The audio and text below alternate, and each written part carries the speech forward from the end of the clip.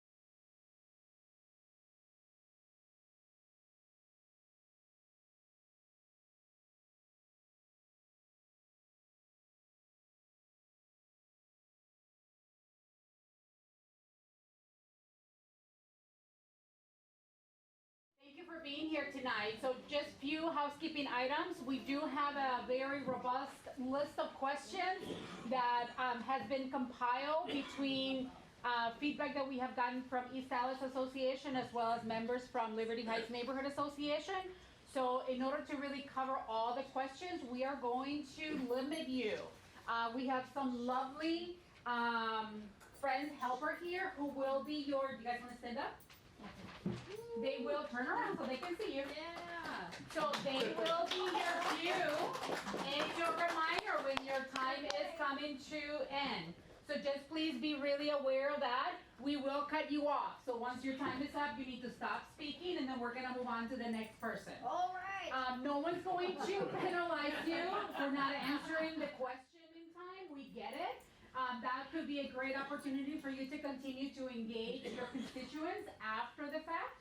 So just kind of keep that in mind.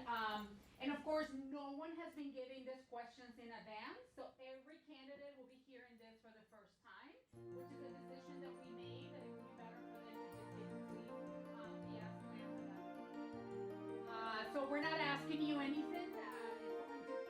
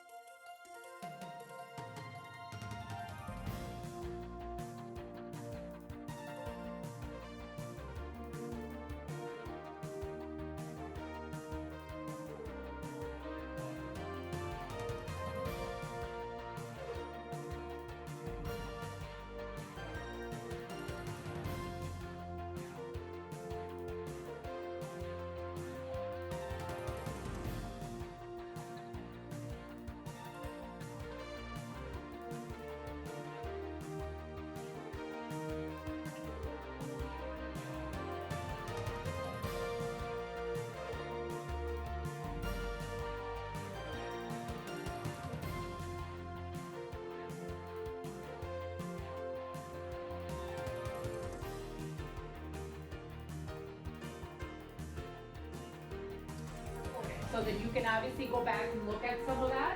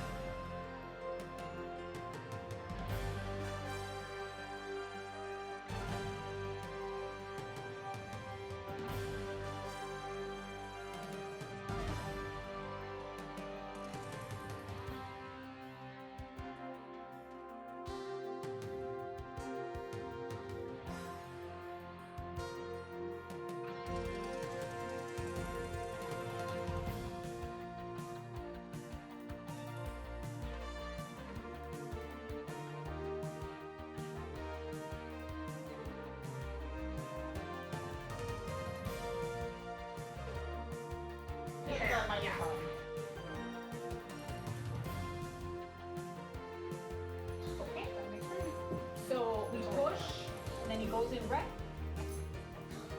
Oh, It should be red, yeah, it's in here. it should be red. All right.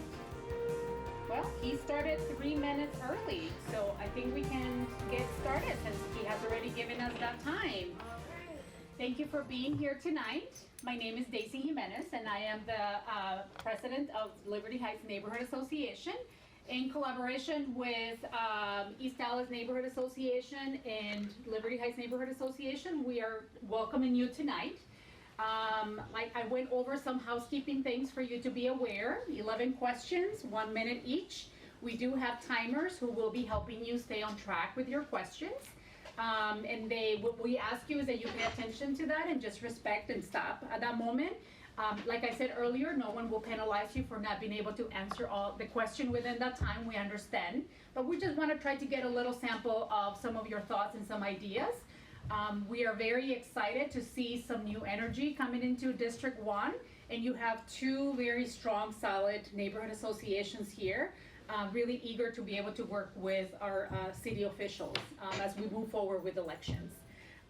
So without further ado, I just want to make sure that I give all of you a 1 minute time to just introduce yourself so that the constituents for District 1 know you and see who you are. And so please introduce yourself and we'll start on this end. Very good.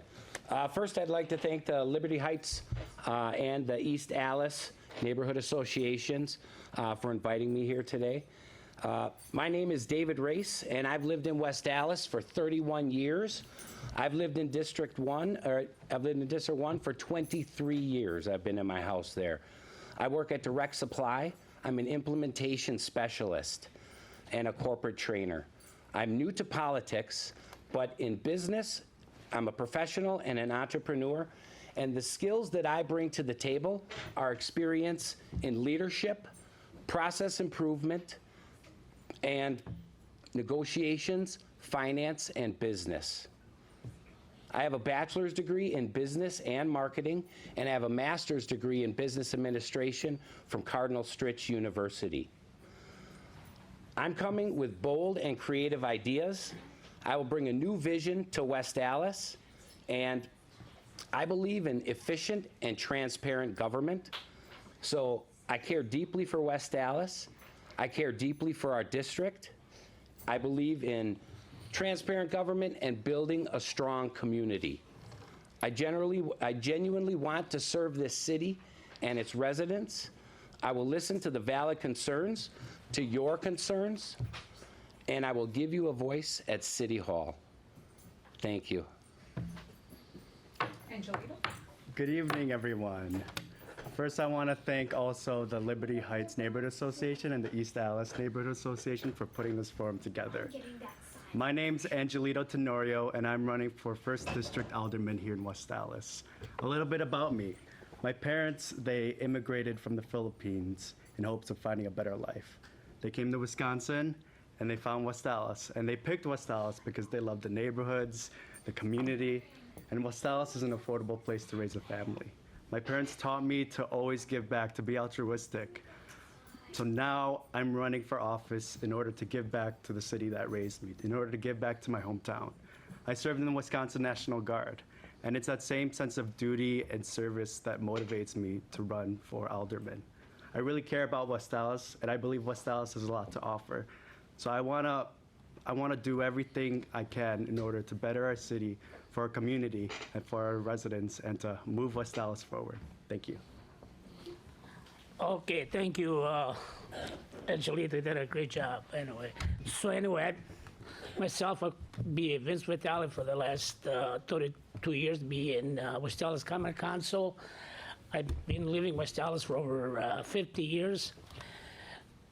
The fact is that West Allis, we always really done so much really to bring the community forward. We always done many things within the city with development, tried to maintain our tax base where it is acceptable for the citizen of West Allis. We always look to save some revenue, in different ways, in a safe directions, and I believe the council have done this in a fashion where I feel that people that served before me and people that we've been serving this council since I've been on board, I feel we all have been responsible in any directions, in any policy that will affect the community, try to make the best decisions with many decisions that would be made throughout the city with developments, which, Vincent, I'm gonna cut you Oh. off because your minute is up. I know, thank you. That's fine, that's fine, thank you. Never stop talking, that's okay. Hi, and I also like to thank Liberty Heights and East Dallas for putting this together for us. My name is Peggy, and I have been a resident of West Dallas for pretty much almost my entire life, about 56 years. My mother grew up in West Dallas as well. I went to all the high schools, grade schools in West Dallas. My goal is to be the voice of the residents of District 1. So if you have any concerns, you'd be able to get a hold of me in any way, whether it be phone, text, email, Instagram, Twitter, and I'd be able to voice what you want within your area and your neighborhood. I want to support all the children as far as getting stuff together for them, so they have places to go and get rid of some of that pent-up energy that they have. Also working for the seniors to hopefully keep the senior center going for them. Okay, thanks Peggy. Your time is up as well.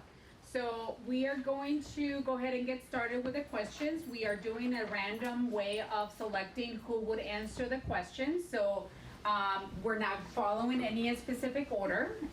So just please bear with us as we get started here. I have my helper, Ben Jimenez here, who would like to get started by asking the first question to them. You need to turn around and face them. First question, please. How many common council meetings have you attended, and what is your take away from them? Okay, first question goes to Vince Vitale. Vince. Well, I figured out 32 years, maybe, I mean, I don't know, a couple thousand.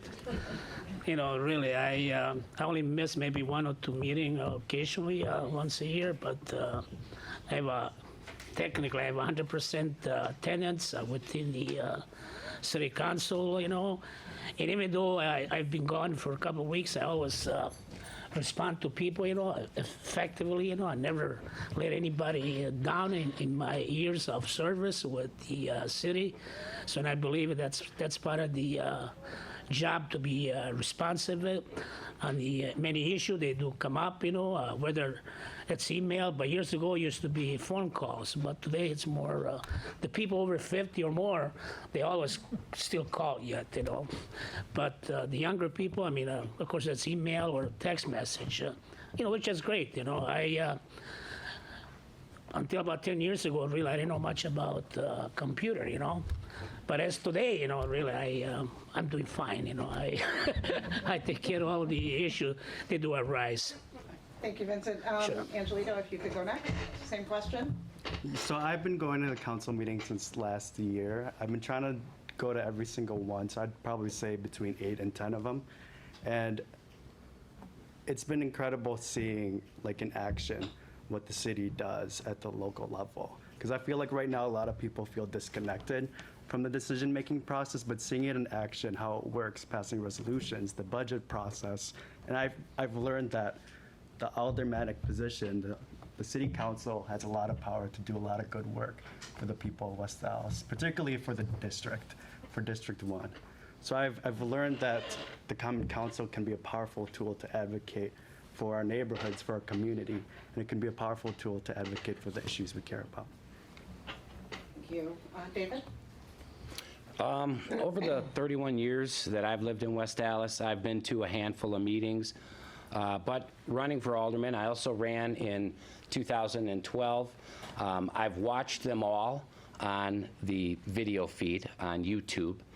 And very much like Angelito, the Common Council does have a lot of power.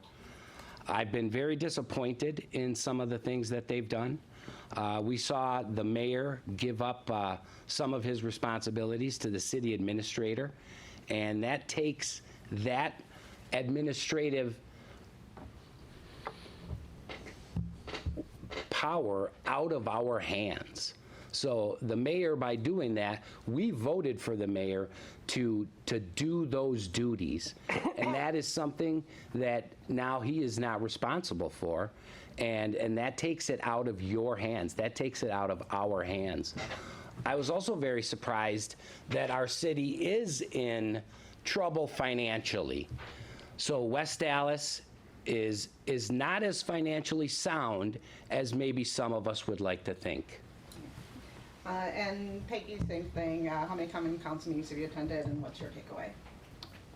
Well, in the years that I've been in West Allis, I've probably, with my mother, probably in total, probably around roughly about 20 meetings to date. As far as the takeaway, just watching the process of how things work with the Common Council, the discussions that they have within their individual meetings and how they come up with, their decisions, and having to follow the statutes that bind them to what they're doing. It's all very interesting as far as, their decision-making and coming up with, yes, we can, or no, we can't. It's not in the budget. No, we can't do it just because of the statute. So my takeaway is, the legal point. Our second question then for the candidates is, how would you communicate information to residents about issues being addressed by the Common Council? This time, Peggy, we'll start with you. I think an actual newsletter is a good idea. Can also do it via a web page that the person can have, where the people can go to that web page or Facebook account and see, what's going on, what the decisions were, and to get any feedback from them as to what they think should be better than what they're talking about. Okay. Vincent. Yeah, first of all, really, we always keep the citizen update because first of all, we have a quarterly magazine the city does mail out to every residence, and then we do publicize the, the first Tuesday of the month or third Tuesday of the month. We always publicize the agenda, with the informations based on the fact of what the council is going to act upon. So it's not something that we always give the outlook of the people to know what's really happens within our city structure here. It's not something that's done by closed doors. I mean, we never had those problems, I think we keep then of course if somebody call for any issues, you always give it the answer that people asking you, based on the issue that came up or anything that really affects the city. So the door is always open, but the city always keep people updates. And I like to mention that the mayor of West Allis still has control of the city of West Allis. The administrator, she still runs the city based on the council, what we give to her to follow. It's not just the question that she's running the city. She don't. Let's be realistic. So that's a question people should know about it, because the mayor didn't lost any ground of controlling. That's not true. Thanks, Vincent. David, same question about keeping residents informed. So I'll agree with Vince. I think that West Allis is pretty transparent. They've got all of the meetings. They even have the committee meetings online. I've watched many of those. So I think transparency is good. I think I would do two things. First of all, I would communicate to you how you would like that to be done. So whether that be through a Facebook page, whether that be through just personal interaction. And the second thing that I would do is communicate my positions ahead of time before the meetings, before we go to vote, so that I can get input and feedback from the residents, because let's face it, I'm the one that's going to be casting the vote, but you are the ones that are going to tell me how you want me to vote. So that is going to be what I would promise, that I will address it ahead of time before the vote comes. But I'll agree with Vince, it's a very transparent government. Angelito. This is actually one of the key issues I really care about: responsive, accessible, and transparent government. As a part of this campaign, I've been knocking doors, reaching people.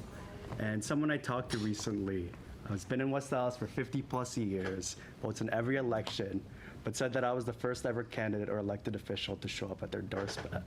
And to me, that's unheard of. Like, there should be a constant connection between the constituents and the elected officials.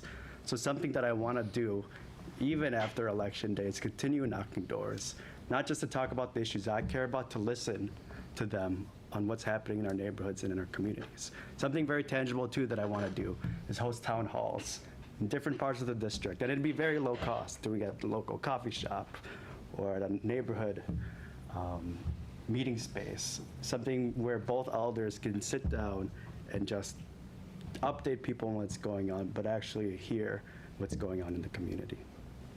Thank you very much.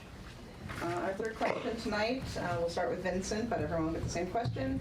How would you propose to foster a greater sense of trust between elected officials, services such as police, and citizens? We always, between the police department and the, I put everybody all together, public works, fire department.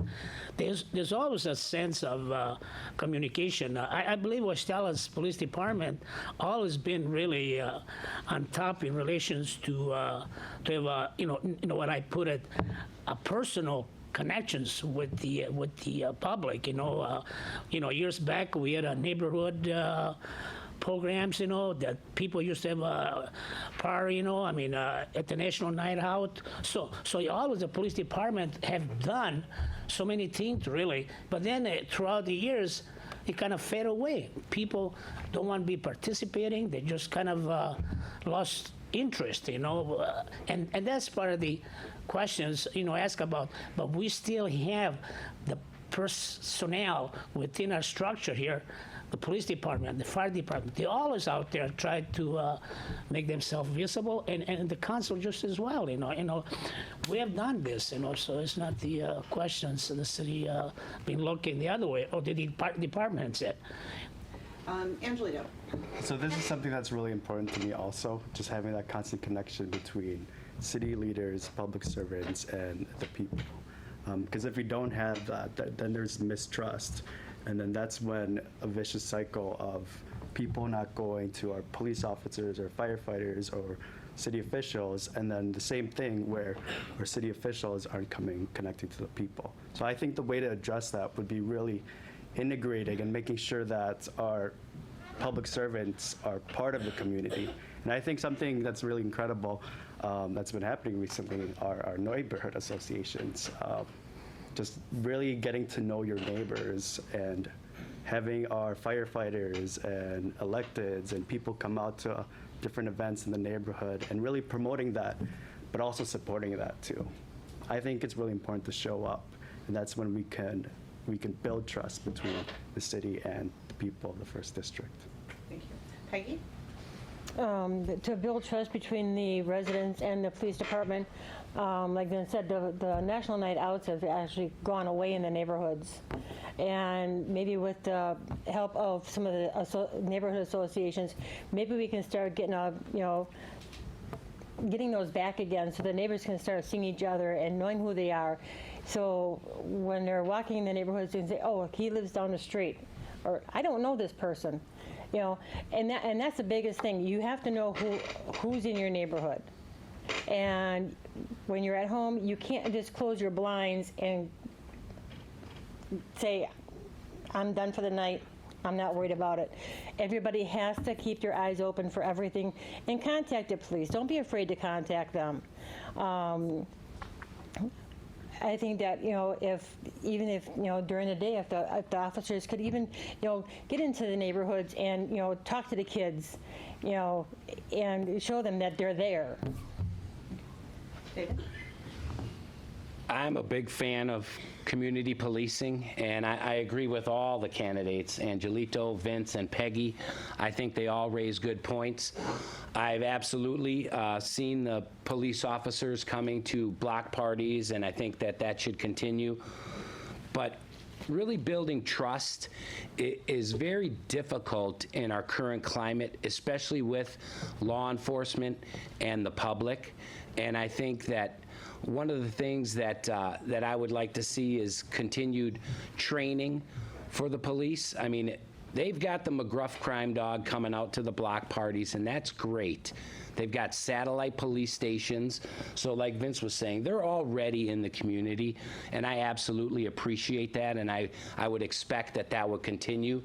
But just as far as building trust between the police and the public, I think it's really incumbent upon us, the leaders in the city, to make sure that our police are trained at the highest level and that they can achieve that trust between us and the community. For this question, we're actually going to start with you, David. What is the main concern you hear voiced from residents as you've been campaigning? Well, that's a great question, and there's a lot of concerns that I've heard. There's macro concerns and there's micro concerns. So I absolutely feel like a lot of the residents that I've spoken to, a big concern of mine is low wages and lack of access to health care. Those are more on the macro level. I also hear that people are not happy with bars that are in their neighborhoods. Down in District 1, in I believe it's Ward 1, they have a rat problem in the city. And the city's not doing anything about those things. So on the macro level, I think there's a lot of available jobs. Unemployment is way down, but wages are very, very low, and people have a real problem accessing health care. It is incumbent upon the leaders to really start to fix that problem, so I definitely would support mitigating that. But also, we have to look at those micro things that they really rely on us for, like bars that are not doing well in the neighborhood and rat problems that I think need to be taken care of. Vincent? Well, okay. In reference of the, from what I heard, basically, I have to say that because I have to defend the health department. We did really throughout the city, in particular in East End, we spent about a year or so over $20,000 bedding the catch basins. The city's been building inspection, the health department, they've been constantly out there to fight some of those issues in relation to rats. So the fact that is, as we speak right now, I don't think so evident that we still have that particular or concern. I think it's kind of curbed down, maybe a trace at this point yet. We don't know. I didn't get no complaints as we are here tonight, but because the city's been after them. The city's been after many property owners within whether it's the first aldermanic district all the way to the 5th district and the west end, in regard maintain the building, whether it's as absentee landlord, residential, single property owners. The city's been after many things, the austerity and the structures of the building, the way they're maintained. So we have done that, very aggressive. So maybe some people don't like it, but the only way to keep a good neighborhood, to keep good buildings, that's what it takes to follow, not just talking. All right. I'm done. I'm sorry. Go ahead. I'm sorry.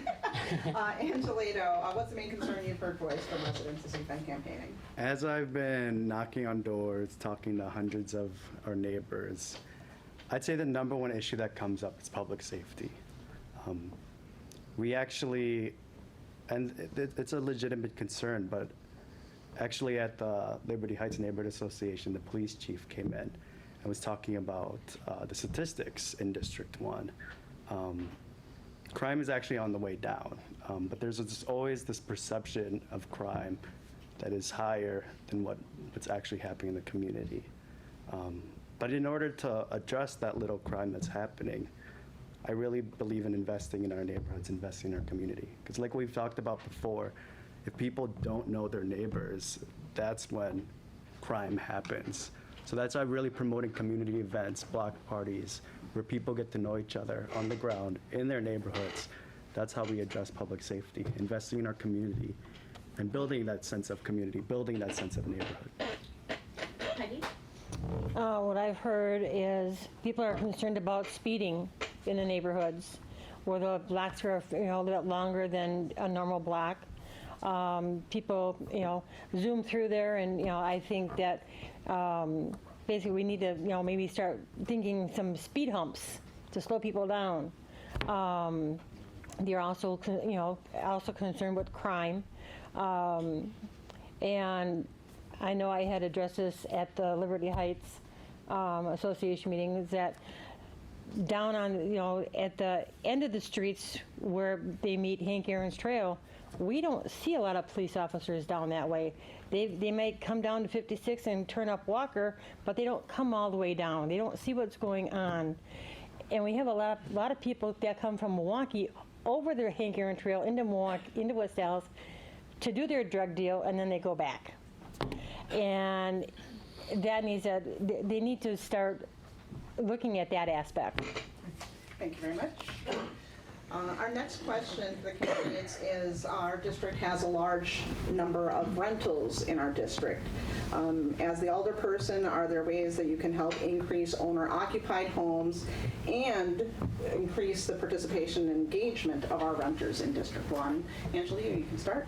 Yeah, so I actually rent in District 1, so I could speak to this personally. And I think the way to get people who are renting, who don't own a home, to get them involved is to get to know them. Honestly, I was knocking doors, and one of my neighbors, has been living in the apartment for years, and said that I was the first ever neighbor that they've ever met. So it's really building that sense of community so that people can get to know each other and get involved in the community. I think that's the biggest thing, getting people to buy in into District 1, into West Allis. And right now, I guess for me personally, I could not afford to buy a home, but in order to just brain drain people leaving, once people buy in and decide to plant their roots here, their family, that's when they'll invest and buy a home and stay in West Allis, because that's what we really need. Okay, thank you. Vincent? Well, I'd like to answer, those questions. First of all, really, the housing department within our city structures, we do sometime, when we have some money through block grant programs to acquire some abandoned properties. People just don't make the payments. So many times the city acquire those properties, then the city will renovate those, remodel those properties.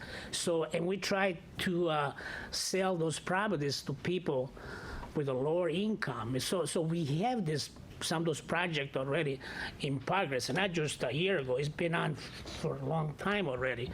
So the fact is, rental, you're never gonna really disappear rental properties, because many people, they can rent a house, they don't feel like to buy a house based on their reasons, It could be financial reasons, it could be many things, So, but the city is always out there, in regard, we have programs to update some of the old properties, which, like I said, they get abandoned, people don't pay the taxes, or they just leave the house, so the city will take up the responsibility, Okay. and then, okay? Thank you, Vincent. David? I think West Allis is a great place to live. I think it's a great place to buy a house.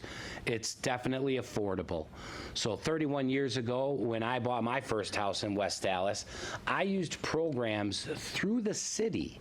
So I bought a house that was kind of run down, and I actually got 0 interest loans in order to put a new roof on, put new windows on, fix the basement, and it turned out to be a really nice house. And then 10 years later, I bought the house that I'm in now, and I didn't need help at that point, thank goodness. But I would not have been able to get that start without those programs. So I think the housing department in West Allis does a fabulous job. I would definitely like to see that continue. You need to bring in those young home buyers with affordable housing, and we need to help them get off on the right foot, because I've been in my house now, the one I'm in now, for 23 years. I'm paying taxes all of those years. So that's what the city started. I took advantage of it, and I want to help others as well. Thank you. Peggy? I'll go on. Well, you'll never get rid of the rental properties, but I think the main thing is to try and get the renter to look at it as the aspect is that it's their house. They live there. And what people perceive that property as, the way it looks, that reflects on them, not just the homeowner. It reflects on the renter too, because if they're not keeping up the property, that's going to reflect on them as well. And it's also going to reflect on how the neighbors talk with them or get them interacting with things within a neighborhood. As far as getting people homeowners, there's other programs out there, first-time home buyers programs out there to help people to get a loan at a low interest rate to buy houses. So we just have to inform the people on what programs are out there that they can utilize. Thank you. Little feel-good question here for us tonight. We're going to start with David. What is the greatest strength of West Allis, and specifically District 1? Well, I think the greatest strength of West Allis is really its affordability, and the things like the neighborhood associations. I think District 1 is really coming along, especially in the area of development. So there are several developments in West Allis that are going to expand the tax base.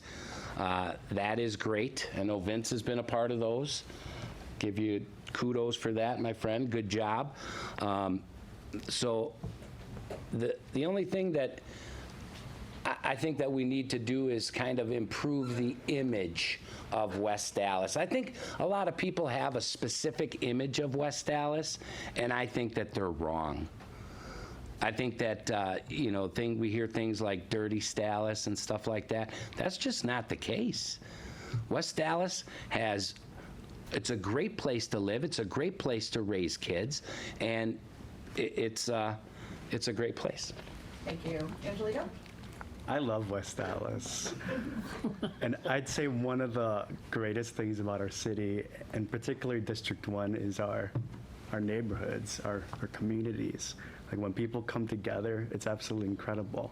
And District 1, honestly, like we're home to the best farmers market in the area. We attract new people. And just getting people to buy into our district. And I think we're doing well.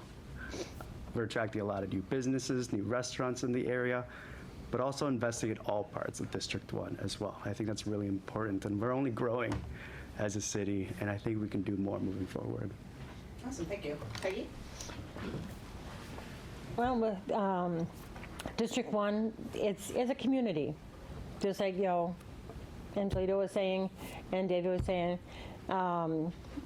And we need to start getting people back together again and form that community.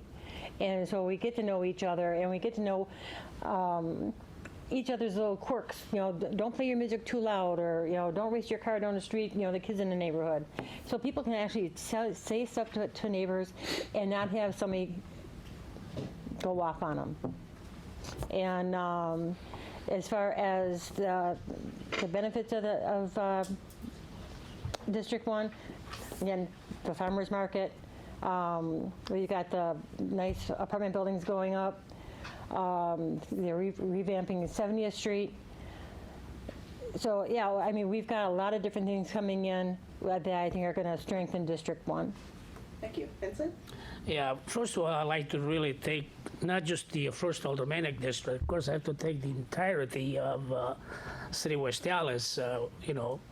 I mean, I want to compile them all together, every district. The city has been investing, of course, on the east end. We spent between all the parks, I bet you at least $800,000, Liberty Heights, and which one is at the by the substations, all those parks, you know, that we've been updating, you know, it's part of to bring the community, the family within the neighborhood together, you know. So the city's been really done a lot, whether it's developments. The farmers market has been there for over 60, 70 years, you know, but we've been investing money at the farmers market just as well, you know. So the city really, in many ways, is been moving forward. We have a budget of $61 million in some sense, you know. And so we try to refrain the, you know, getting any more taxes, you know. But the fact is that it takes the work, the mayors, the city administrator, and the council just as well, you know, to make West Allis moving. And it takes a lot of good effort. Who's serving on that council just as well? To me, I mean, I always look at people around me, and I always respect every one of them, even though we agree on some issues, you know. Okay? Thank you, Vince. Okay. Taking the other side of it, and you get to take this one first, Vincent. What is the greatest area that needs improvement in West Allis? I mean, basically we've been improving just about, you know, the Burnham Point, you know, we already has been some things that we've done, you know, and tried to get things rolling, you know, to update that corner of business. Years ago, about 30-some years ago, there was a going business in that area. But today it's not, because based on time changes. So then with the development, like I said, on the farmers market, that's another issue. I think it will create some tax base. We do have taxable incremental programs, you know, which again will be benefit the city, not just right now, but years down the road. Once those tips are get paid for, the city will prospering. And what you're doing throughout the years, since I remember 88, 89, when the Allis collapsed. So everybody was opposing it. The city was connected to try to revamp the Allis site, you know. So we created a TIF district at that time. So all those TIFs by the Allis side, most of them, they all paid for. So what it is, the city's been reinvesting to promote more development and try to get better tax base for our city, you know. I know I'm limited, you know, so I have to watch sorry, myself. we want to try and get in as many more questions as we can. Thank you. Yes. Peggy. Down on the east end of West Allis, some of the businesses need to learn about some programs that, you know, that are available to them to, you know, curb appeal of their business, to bring their business up to date, so it looks nice, so people are, you know, willing to go in, and just making the main streets look a lot better. Also, some of the businesses that are closed, we need to find, you know, some way of filling those buildings with good businesses to bring in good tax base for the city, and something that's not going to, you know, hurt West Allis like some of the businesses have in the past. David? I agree. I think that the curb appeal could use some updating, but I also agree with Vince. I think that development around the city has been good, and the TIF districts are going to pay off. That is something that is absolutely going to happen. And it really does promote that economic development. So I think West Allis has done a really good job with that. I think one of the biggest things that West Allis needs to improve is the image. We have a wonderful downtown area. They've put up those wooden things so we can have outdoor dining. I know my wife and I, we love to go down there. We frequent the businesses all along downtown. So I'd like to see that kind of initiative continue, keep the momentum, and move it east. So, yeah. Angelita? One of the biggest thing that West Allis struggles with, that District 1 struggles with, is substance abuse. Specifically when it comes to the opioid epidemic. If you look at the public map of where Narcan's being used or where overdoses occur, West Allis, District 1, is one of the most impacted. And I know a lot of communities, a lot of cities treat this as a law enforcement issue. Honestly, I was talking to a deputy police chief, says that the opioids is one of the biggest expenses of the police department. Whereas I think the better approach would be addressing it as a public health crisis as it is. Working with our public health officials, our public health department, working with community educators and first responders in order to address the root issues of people dealing with substance abuse and making sure that we're addressing those causes in order to help them. Thank you. Our next question centers on the budget. What plans would you have to deal with budget shortfalls, in particular ones that would affect the senior center, the library, and other departments? Peggy, you may start. As far as, I'll just, the senior center, excuse me. I was at the common council meeting when all the seniors were here, and I had mentioned that there are businesses out there that will donate their time, their materials to fix things. It's a tax write-off for them, and you can get quality work done at no cost to the city and no cost to the senior center. If you put it out there, businesses will come in and let the city know that they're able to do this, this, and this. And if we can't do this, there's this company that can do this part of it. The senior center is something that does have to stay because, face it, we're all getting older, and this is someplace that the seniors do have to have someplace to go during the day. Once you get older, all their people are dying off, so they're alone. Thank you. Vincent? Well, first of all, like I said, the city, we always try to restrain our budget, which we have done.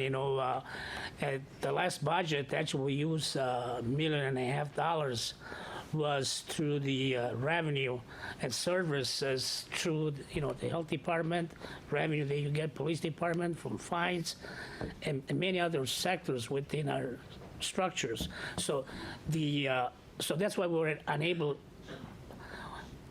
to really raise any dollars, any tax. It was very minimum. I think it was very great for the mayors and the council really to come through on that, But the fact is, I know I heard about the senior center. Well, everything could be under study, or discussions. To me, that's why I make a democratic system. You talk about something, maybe some way where it could be save more dollars, maybe it could cost more money. But like I say, that's why you're a council, that's why you have a mayors, sometimes to bring concern forward. Not just anything you bring forward that are finalized is not the issue here, So we're very cautious on any move the city does for the best interest of the citizen, of West Allis, really. But we're doing fine. In West Allis, I think we have a responsible people, and I praise all the department heads.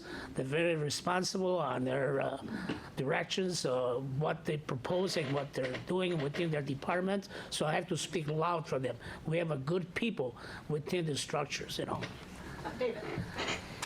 I would be very cautious of raising the debt profile of the city.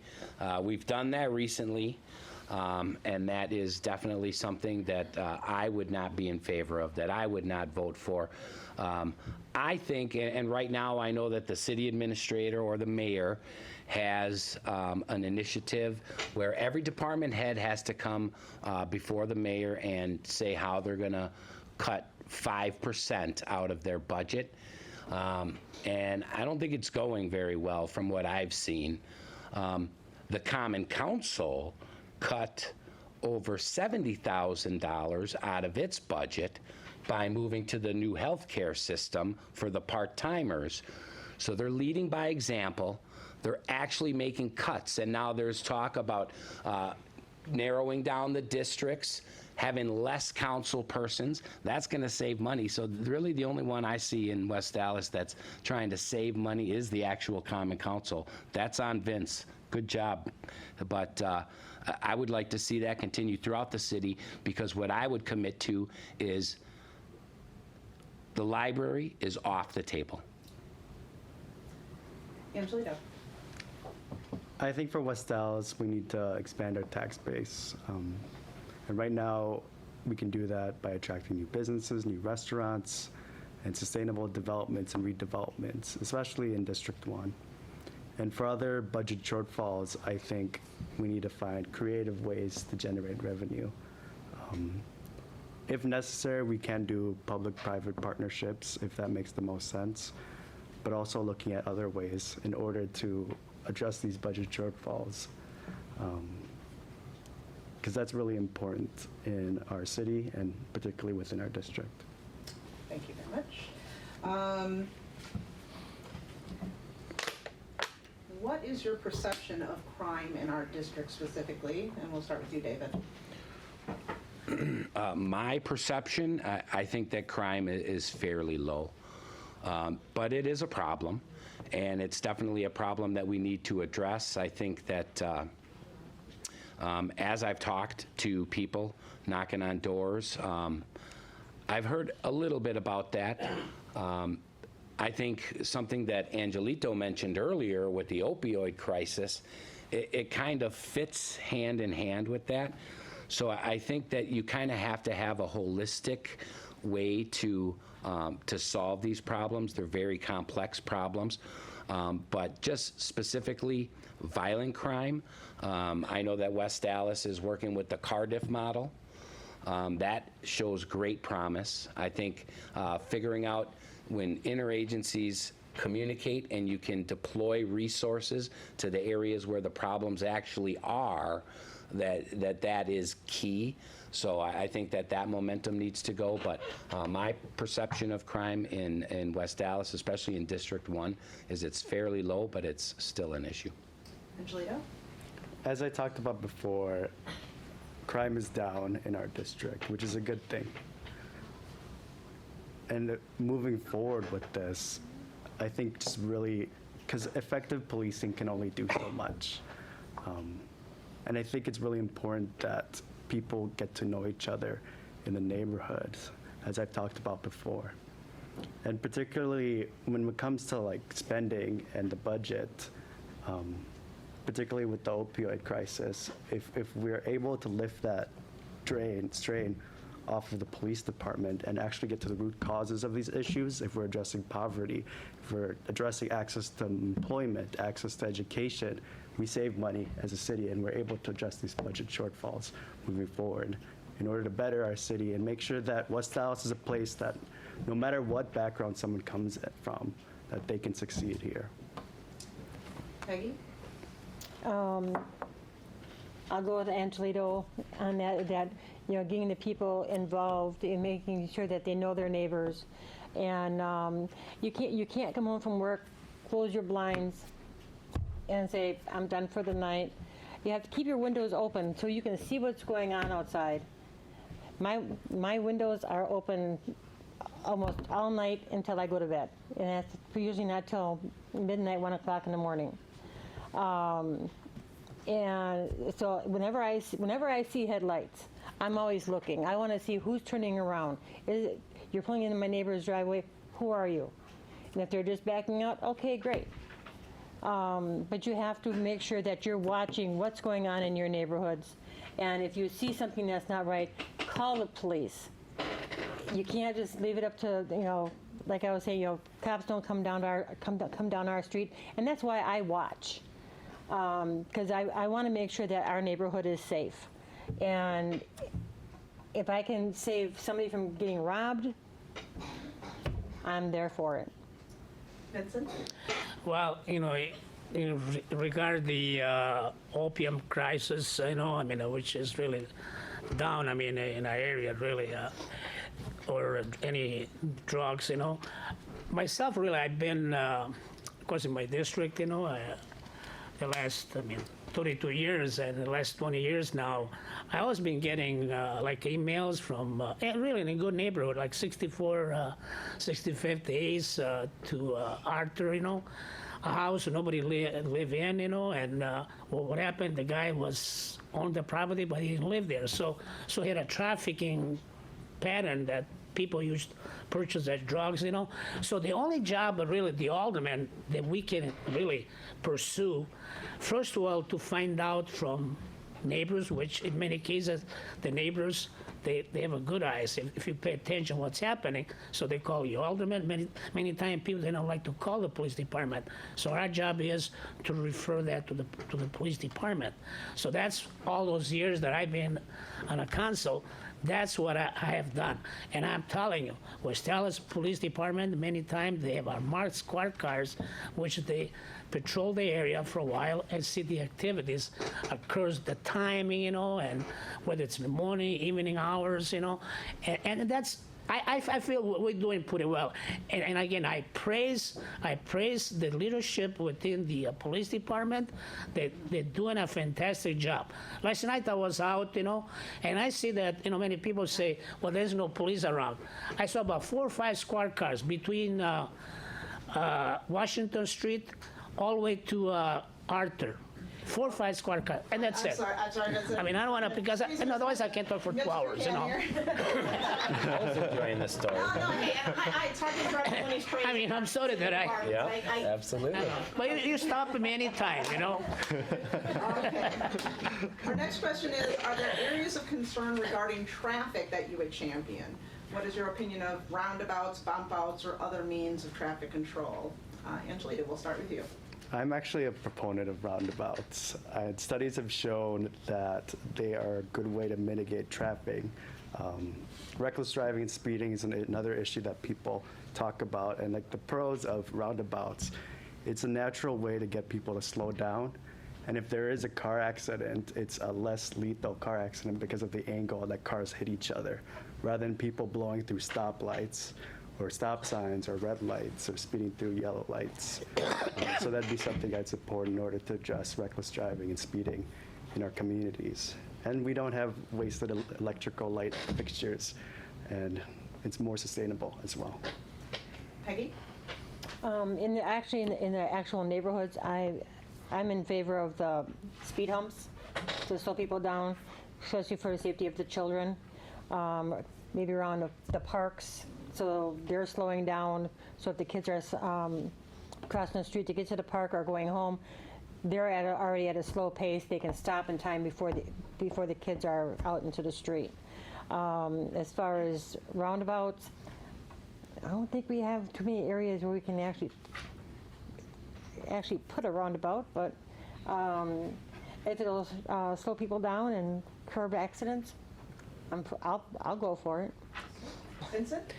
Well, the last, say, about 7-8 years, when we do reconstruct side streets, we do, the engineering department always bring forward the bump out, which I believe they're effective, But then we've been getting some neighbors which not really in favor, so we just leave it the way it was, just build a curb straight, but like I say, it does reduce, I believe, the traffic, the people that like to speed, instead of going 25 on the side street, they go 40, So I think it helps in that respect. But, overall, the speed bumps, is not really something we did try, I would say 15, 20 years ago on 57 Yale, between Greenfield and Lapham.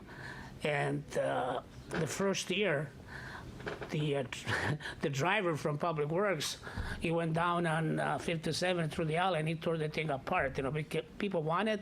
So at that time, the city engineer, so they kind of, well, let's try it out. We did try it out. So really, for temperatures around here, you know, they're not effective. It will cause so much problems in our community if we talk about speed bumps. I mean, I will never really support that because it's not the way it really slow traffic down, you know, I mean, on some of the side street.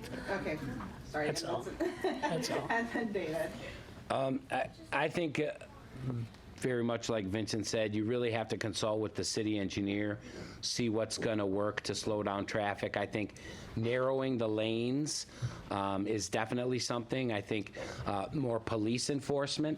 So we want to, you know, either in the having the actual police there, patrolling more, or having those signs. So when you drive by it, it's going to tell you what your speed is. I would not support speed bumps. I think that has a lot of, you know, it could potentially prevent people from moving in. It could lower property values because some people don't want to go over speed bumps every single day for years and years and years. So, but I love the idea of roundabouts. I think Angelito's got a good idea there, but you know, it's kind of hard to fit it in certain areas of West Allis. So I'd say consult the city engineer, you narrow the lanes of traffic, and you up the police enforcement. All right, thank you very much. And before we get to closing remarks, I want to thank everybody for trying their best to stay on time. We got through everything but one question, so we're going to leave you guys time for some closing remarks. Again, limited to a minute so everybody gets a chance to speak. And we'll go the opposite way this time and start with Peggy. Again, I am a longtime resident of West Allis. I also, almost 20 years with Milwaukee County. I've spent 6 years with child support. I am now working my 20th year with the county. And I am also on my 12th year with the clerk of courts.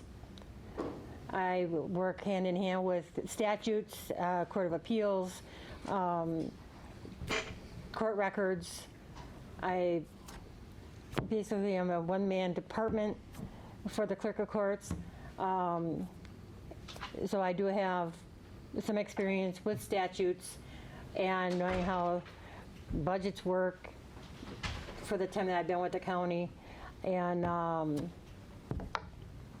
I do know what it is to be a public employee. Thank you. Vincent? Well, I've been living in West Allis, of course, about 53 years. And the last 53 years, 32 years, I've been an alderman. So I raised my family here, which was on 6617 West Beloit Road. I could never forget that address. So then after about 15 years, I did purchase a house on, at the present time on KK Parkway.